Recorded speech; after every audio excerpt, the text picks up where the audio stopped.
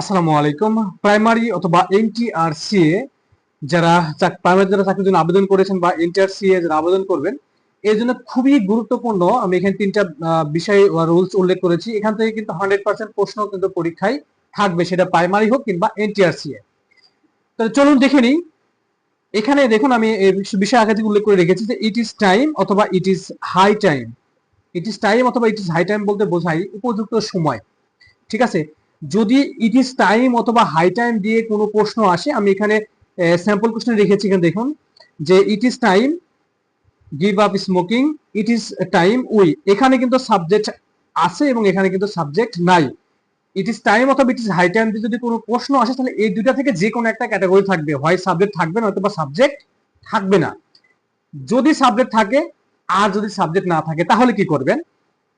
যদি সাবজেক্ট না থাকে, সাবজেক্ট না থাকলে টু প্লাস ভি1 অর্থাৎ এটাকে ইনফিনিটিভ করতে হবে।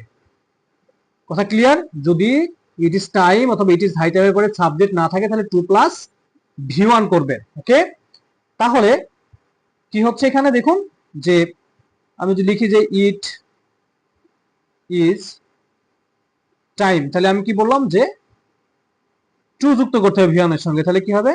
To give up smoking. এই যে এটা হচ্ছে আনসার। ওকে, তাহলে আমরা এখান থেকে কি বুঝতে পারলাম? যদি ইট ইজ টাইম অথবা ইট ইজ হাই টাইমের পরে সাবজেক্ট না থাকে তাহলে আমরা এটা করব টু প্লাস ভি1। ঠিক আছে, কি হবে? Two plus V1. আশা করি আপনারা বুঝতে পেরেছেন। পরেরটা দেখুন, এখানে কিন্তু সাবজেক্ট আছে। যদি সাবজেক্ট থেকে থাকে তাহলে আমাদের করতে হবে ওটা হচ্ছে ভি2 অর্থাৎ পাস্ট ইনডিফিনিট টেন্স। ওকে, তাহলে দেখুন এখানে যে আমি লিখি এখানে ইট ইজ টাইম ওই, এখানে টু গো আছে।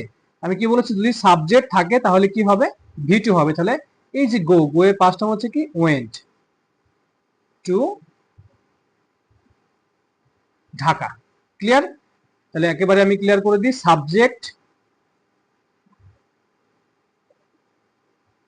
সাবজেক্ট থাকলে ভি2, সাবজেক্ট না থাকলে টু প্লাস ভি1। একেবারে সহজ এটা।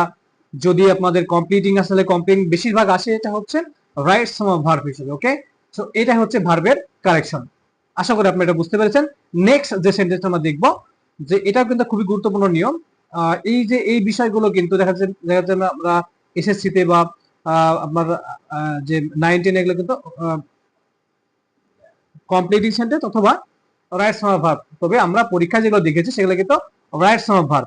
এখানে কিন্তু দেখুন যে ওয়াক ফাস্ট লেস্ট, এই যে লেস্ট অর্থ হচ্ছে পাশে ভয় হয়। হয়তো যদি আমি এখানে সময় মতো করতে না পারি, যেতে না পারি, বা এই যে পাশে ভয় হওয়ার যে বিষয়টা, এটা মিনস করতে লেস্ট। তো যদি আপনারা অর্থ নাও বুঝতে পারেন তাহলে এখান থেকে কিন্তু মার্কস কাটা যাওয়ার কোনো সম্ভাবনা নেই। জাস্ট একটা জিনিস আপনাকে মনে রাখতে হবে যে লেস থাকলে আপনাকে অবশ্যই একটা শুড ব্যবহার করতে হবে, শুড অথবা মাইট। ঠিক আছে, নেক্সট হলে আপনারা শুড ইউজ করবেন। তাহলে এটা এরকম হবে যে ওয়াক ফাস্ট লেস্ট। আচ্ছা, এখানে ইউ থাকলো, সাবজেক্ট কি হবে? ইউ, এখানে ব্যবহার হলো শুড। এই শুডের পরে কিন্তু আপনাকে অবশ্যই ভি1 করতে হবে। ইউ শুড মিস দা বাস।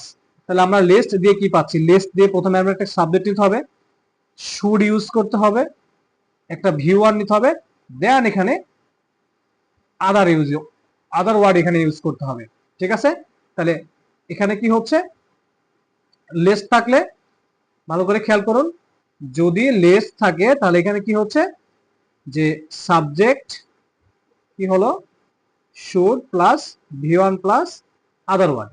ওকে, আচ্ছা, এবার একটি আমরা এবার চলে যাবো পার্ট অফ পিসের একটা অংশে। যে দেখুন এখানে mister Rohan is very friendly, এখানে কিন্তু ফ্রেন্ডলি দাগ আছে এবং এটাকে আইডেন্টিফাই করতে হবে যে এটা কোন পার্ট অফ স্পিচ।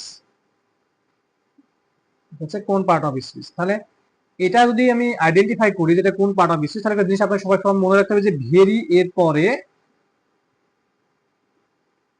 অ্যাডজেক্টিভ হয়, এটা একটা বিষয়।